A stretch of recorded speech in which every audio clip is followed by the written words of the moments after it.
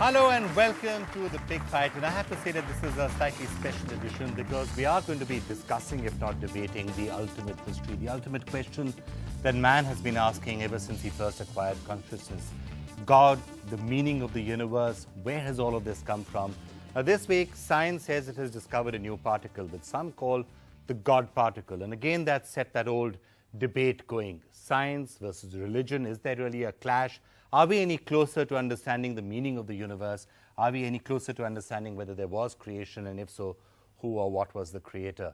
And that's what we're going to be talking about in The Big Fight. And I have to say, I have a really, really fantastic panel. I can't think of too many better people to help us understand these mysteries. I'd like to start off by welcoming Sadhguru Jaggi Vasudev, who's a spiritual guru, founder of the Isha Foundation. It's an honor to have you with us right here in the studio. Thank you so much for being with us. Dr. Push Bhargav, molecular biologist, has been studying this from the scientific side, and we'll be fascinated to hear your views. Dr. Dominic Emanuel, spokesperson of the Delhi Catholic Archdiocese, thank you so much for being with us as well. Professor Rajaraman is Emeritus Professor of Theoretical Physics at the Jawaharlal Nehru University. Great to have you with us.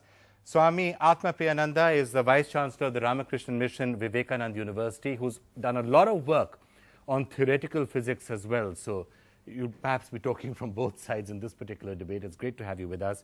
And Shiv Vishwanathan, one of our best-known sociologists, is going to be also telling us where does all of this fit into a societal parameter. Some say that man invented God or man created God for other reasons, and we'll be getting you to talk on that. Sadhguru, there's been so much interest this week that a God particle has been found. Now, I know the term is something which many find contentious, but again, it's made people wonder about the nature of existence itself. And science thinks that it has now come up with a standard model that explains existence. The scientists are becoming market savvy and media savvy. So a name like this, God particle, suddenly has grabbed everybody's interest. Otherwise, for a lot of people in today's world, science means the next model of iPhone. That has been the idea of science. Once again, young people are interested to know what this is about. I see all the people around me being interested in particle physics and fundamental physics like never before in the last 3 days which is a very good thing, because science should be essentially seeking. Spiritual process is also seeking, essentially a human being seeking to know, because wanting to know is not something that is infused by education. Wanting to know is a very natural state of human intelligence. I mean, the name is not suitable for what has happened. It doesn't matter, but it's grabbed people's interest, and that's interesting and important for the world. I guess Sadhguru's right. God particle is a bit more catchy than talking about leptons or quarks or even a boson, right? Even though the name in a sense originates from an Indian, but it's to that extent more catchy. He said that science is seeking, spiritualism is seeking. So to that extent, both are trying to find what is reality. Would you agree with that? And are we any closer to figuring out which of them is closer to the truth? I don't believe that we can synonymize science and spiritualism. I think they are two completely distinct approaches and not different approaches, but seeking the same answer? That depends on what is the question that you are seeking to answer. There are many ways, even religion all through has sought answers, same questions that science has. And when science has found the answers, they have been almost invariably in contradiction to what religion has provided. But coming to this question of the God particle, I think it's a complete misnomer.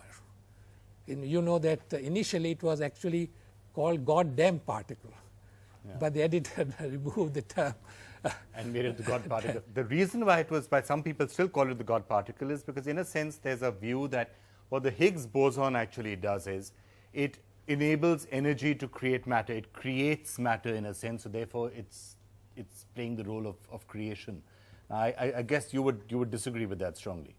No, I wouldn't disagree, because creation has started somewhere, and even now the readers of the Bible do agree that the story given in the first chapter of the book of Genesis, that God created the universe one day by one day, and on the last day He created human beings, is not exactly how it is, but it is how those people perceived or understood the creation, that God created them that way. But now science is throwing more and more light on how creation came about. You are saying that God would have created man, God has created the universe, but not exactly in the same way as it is described in the Bible or in the first chapter of Genesis. So etc. even if there was a Big Bang or the Higgs boson is creating matter, that's the hand of God working through the Big Bang. Yes, that we would still agree, because science, you see, is still struggling with this little particle, if I may say.